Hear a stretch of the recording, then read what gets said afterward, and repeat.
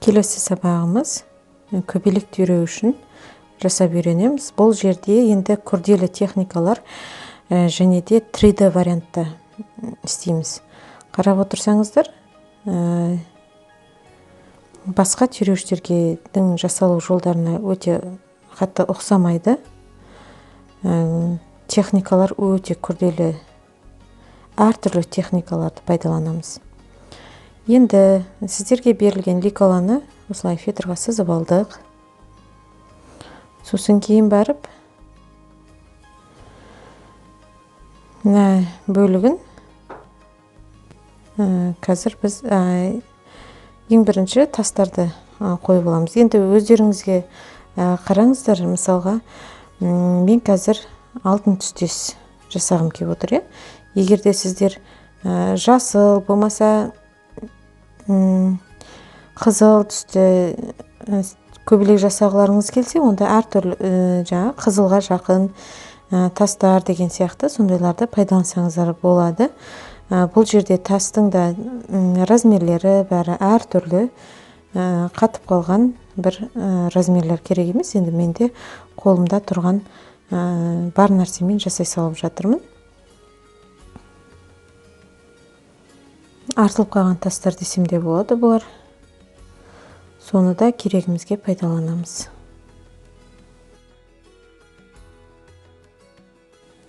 Көбелектерді өздеріңіз де білесіздер, мысалға біраз фотоларында жіберіп қоян, қарап көріңіздер.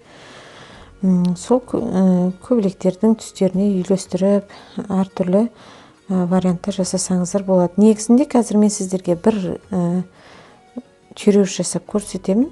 Дәл соның кішірек бөлігін де дәл осы техникамен жасасаңыздар болады. Яғни оны костюмның жағасына екеуін біріктіріп іліп қойған өте әдемі көрінеді.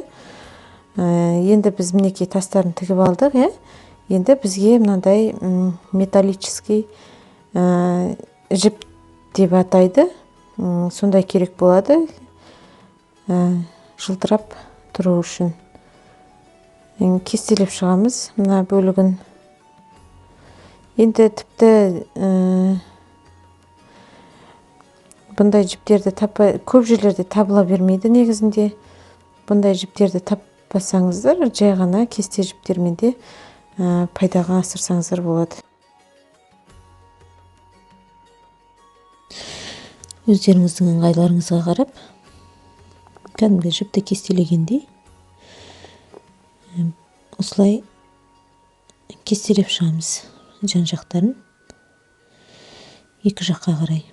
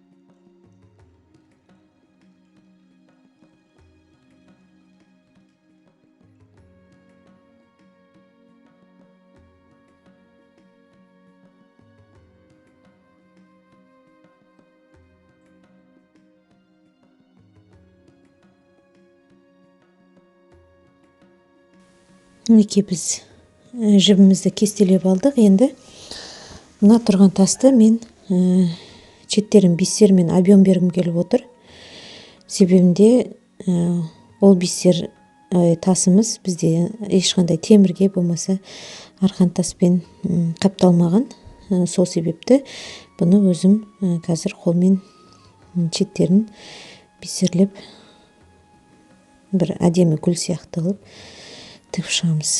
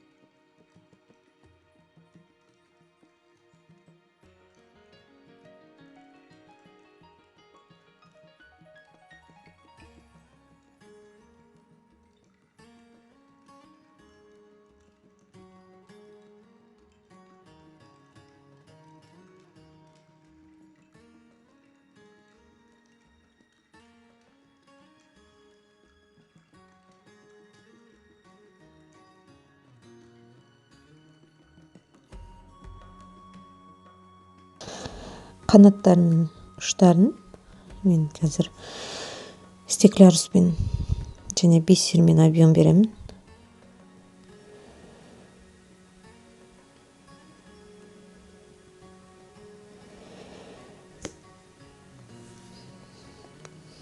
Жай ғана бисермен тіксеңіздер де болады. Немесе осылай бисермен, пайеткамен,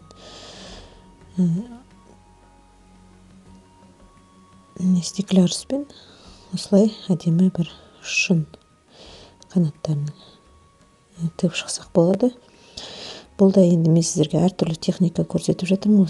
Өздеріңіздің қалауларыңыз бойынша өз фантазияларыңызға ерік беру арқылы жұмыс жасағандарыңыз өте жақсы. Мен мысалға менде отырам да кез келген уақытта техниканы өзгертіп жіберем. Мысалға бір күн осылай тіксем, екінші күні басқалай тігем деген сияқты.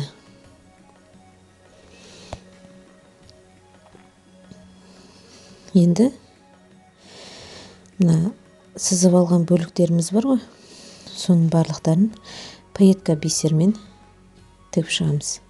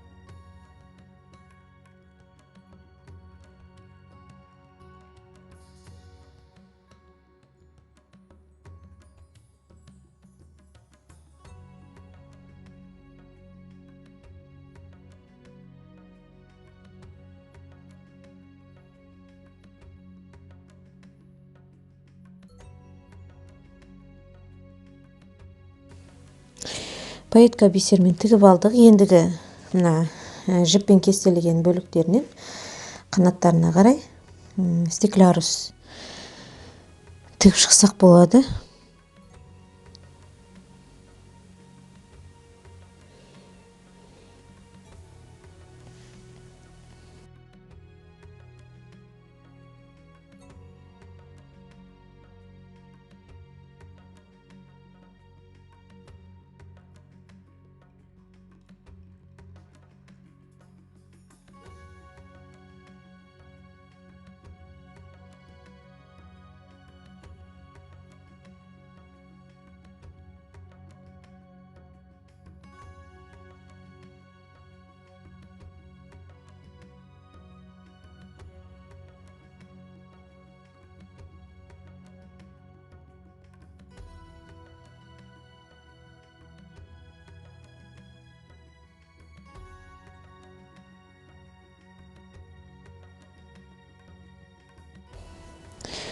Мына жерде сәл кішкене стеклярусымыз көтеріліп тұру үшін бисермен пайетканы қосып жіберсек болады.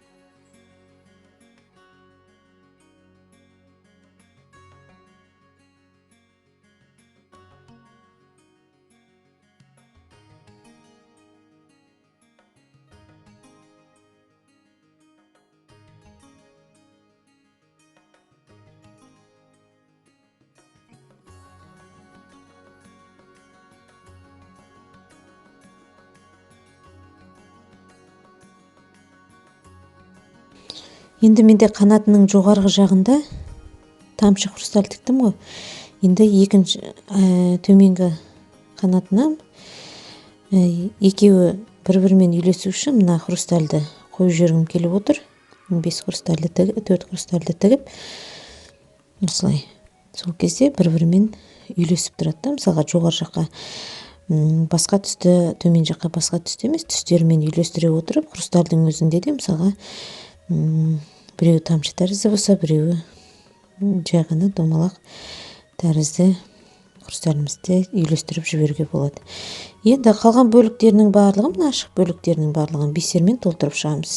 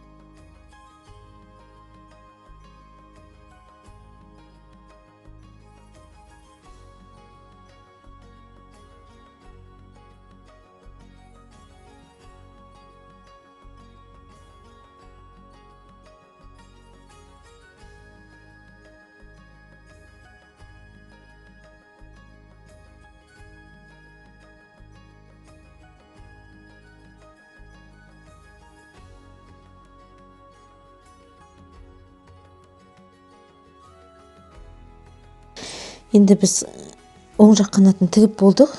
Сол жақ қанатын мүлде басқалай тіксек болады. Дәл осылай қайталап шықсаңыздар да болады, немесе қазір көрсетемін осы техниканы. Бұл өте қатты ұнайды. Себебінде қазір мысалға 3D ретінде сұранысқа ие.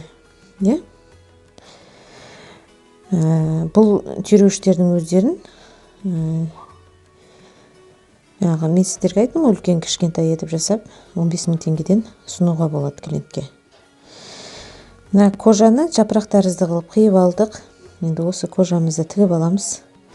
Әрбір қиынды кожаларыңызды тастай бермей, осындай уақытта қажетімізге жаратсақ жарап жатады. Сондықтан бекерге лақтырып жібермеңіздер.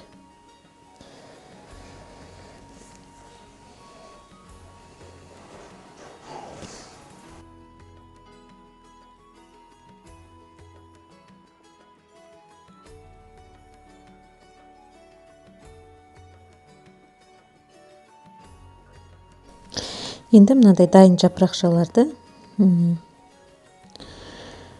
кожаның бетіне қойып, үйлестіріп тігіп аламыз. Бұның барлығы фурнитура сататын жерлерде сатады. Қазір артық жерлерін кесіп тастайық.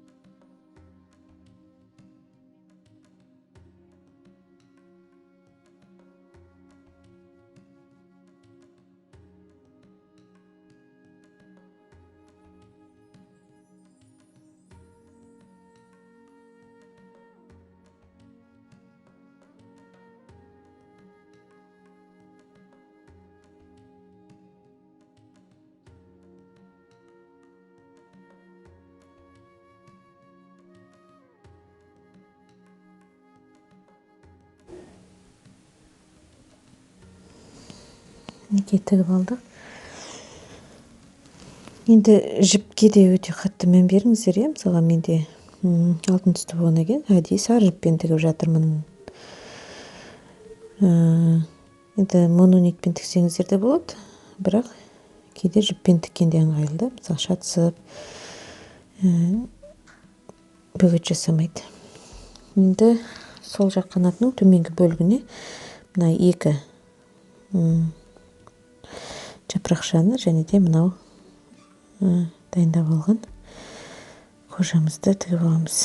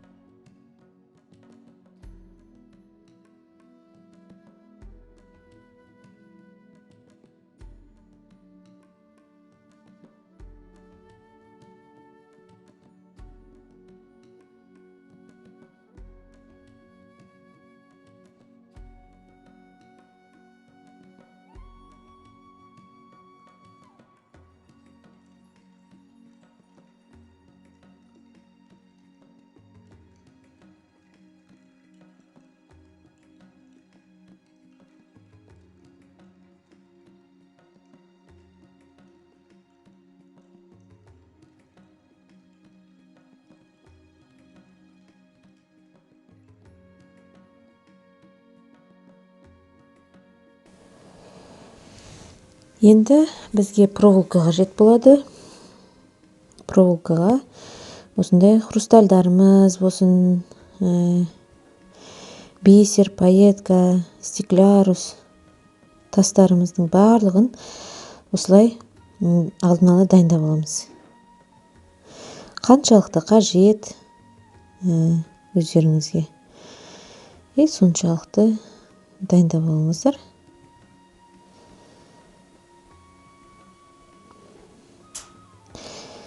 Сәл артықтау етіп кесіп аламыз, себебінде біз кейін фетрдің артына бекіту үшін бізге проволокамыздың артық темірлері қажет болады.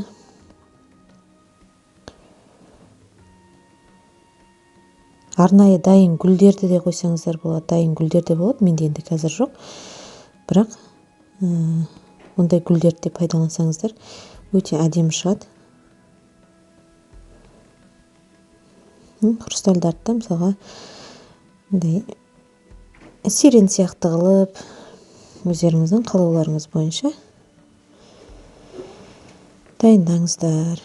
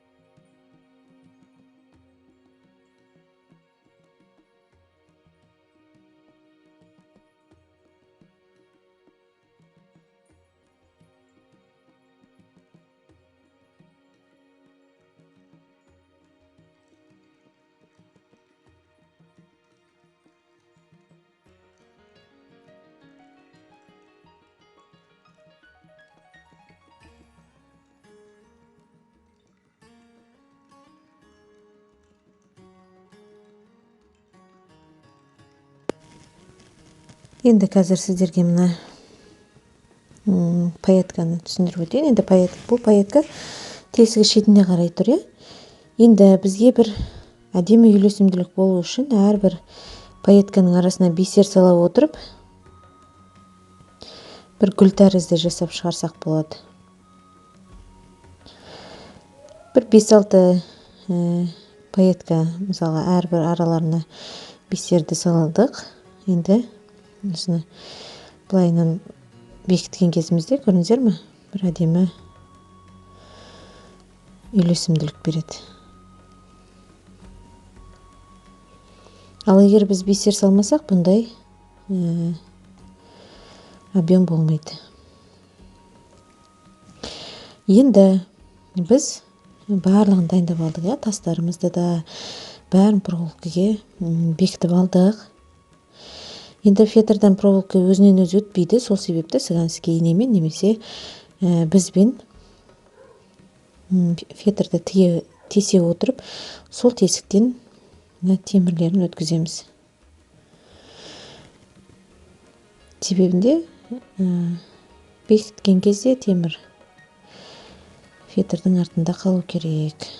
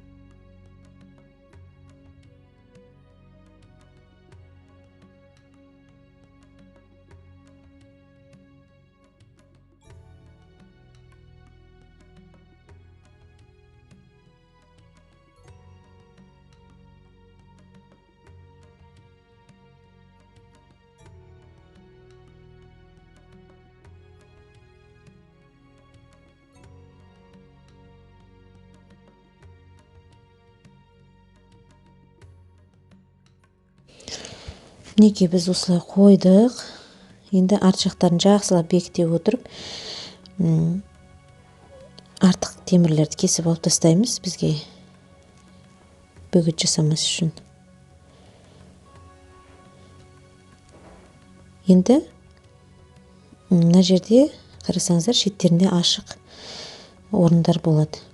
Сол орындарды бисермен, пайеткамен толтырып шықсаңыздар, немесе жай ғана бисердің өзімен де толтырып шықсаңыздар болады. Ең бастысы фетр көрінбеу керек. Негізінде сары түсті жасайтын болсаңыздар, мысалға сары фетрға, жасыл түсті көбелек жасайтын болсаңыздар, жасыл түсті фетрға деген сияқты жұмыс жасаған жақсы, немесе краскілеп алып жұмыс жасасаңыздар да болады. Ал егер мысалға ешқандай өздеріңізге сенімді болып, мынандай көрсетпей жасаймын дейтін болсаңыздар, онда осындай ақ фетрға жасай берулеріңізге болады. Оны да ескере айтып отырмын. Кейбір қыздар мысалға жұмыс жасаған кезде фетрлары ашық көрініп тұрады, оның өзі бағаланбай қалады. Сосын жұмыстарыңыз қараңыздар, мына жерде кейбір жерлері ашық тұр, соның барлығын бисермен толтырып толықтай көрсетпей тігіп шығамыз.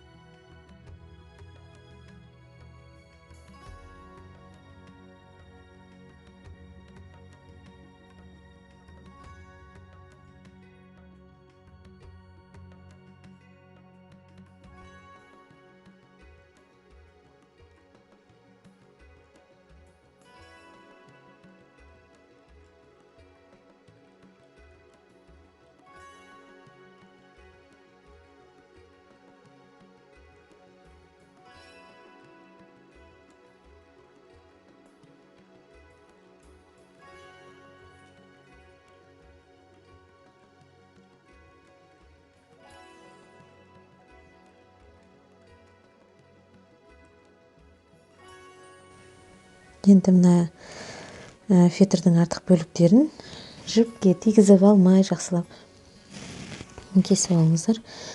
Уже менде мына қайшымның өзі дұрыс өтпей бастапты, себебінде матаны да қағазды да осы ойық қайшымен қайғандықтан уже басқа қайшыға тапсырыс беру керек.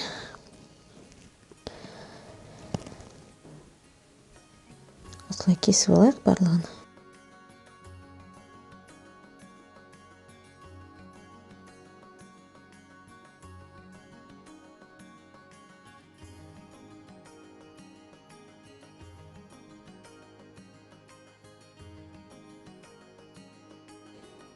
Енді мына ортаңғы бөлігіне кішкене бір объем беріп тұру үшін ол жерге де мына фетрді кішірек етіп қиып тігіп алдық.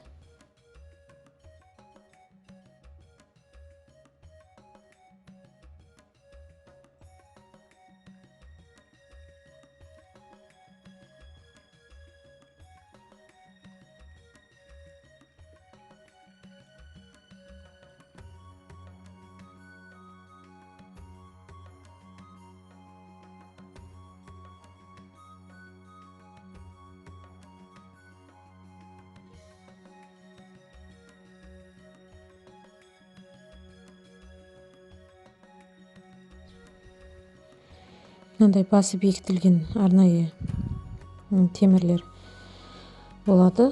Соны бисерге өткізіп аламыз. Мұртшаларын жасау үшін.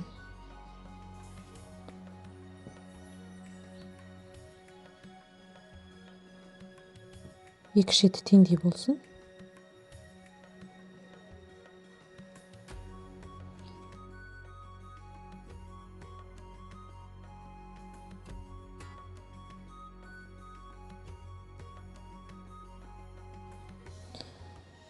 Енді мына жерден екеуін өткізе отырып, арт жағынан бір-біріне байлап аламыз.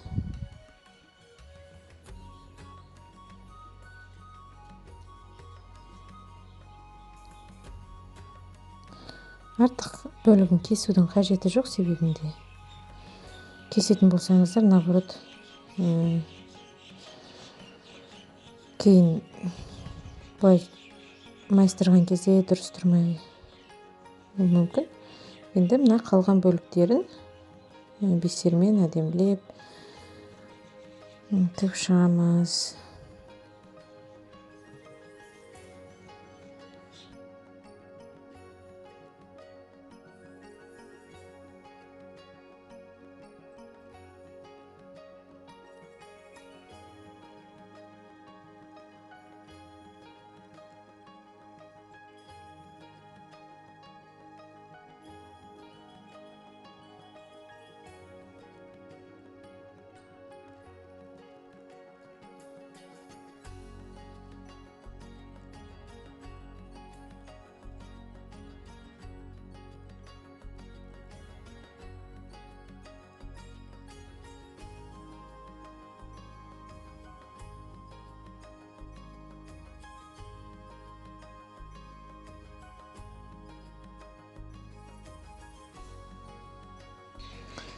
Енді астына кардон қағаз лекаласын кішірейтіп кесіп алдық. Енді менде кардон қағазым кішкене жұқалау болғандықтан 2 қабат кесіп аламын. Ішінде бір 5 мм кішкене болу керек. Яғни бізде кейін шеттерін бисермен тігеміз, сол себепті. Мынандай түйреуіштеріміз. Мейлінше түйреуіштеріңіз 2,5 мм болған жақсы. Менде қазір біреуі 2,5, біреуі 4,5. 4,5 кесе қоям. Енді ортасына ғана бір ғана қоя салайын десең, ол да қисайып кейін дұрыс орналаспай қалуы мүмкін. Сол себепті мейлінше екі шетіне түйреуішті орналастырғанымыз дұрыс. Тесігі де инесі бір жаққа қарау керек. Мінекей мынаны кардонға тігіп алдық, біз. Енді бұны кристалл момент клеймен клейлеп алып, клей жағамызда фетр бөлігіне жабыстырып аламыз. Қатты көп клейді жағудың да қажеті жоқ. Ең бастысы жақсылап біз тіккенімізше ұстап тұрса болғаны.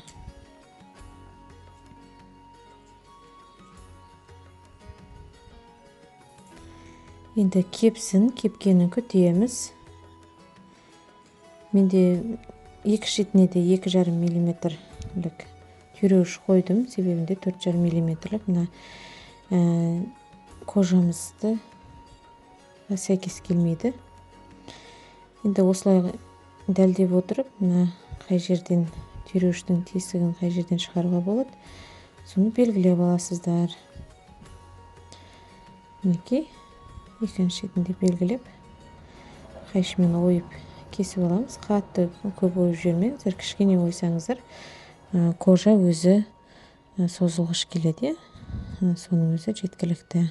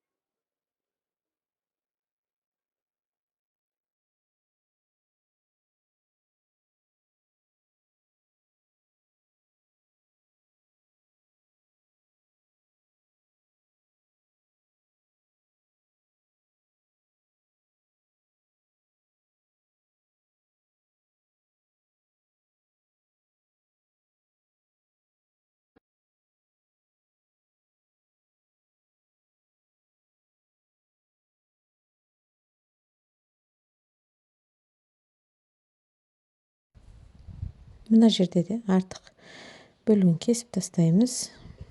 Енді шеттерін бисермен жақсылап тігіп шығамыз.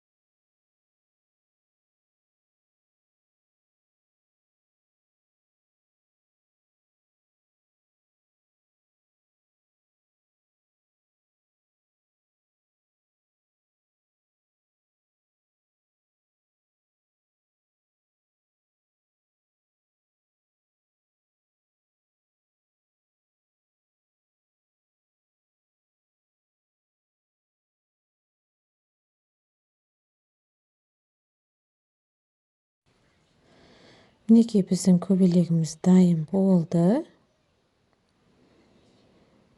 Өз қалауларыңыз бойынша сіздер де жасап көріңіздер. Қолдарыңыздан келеді.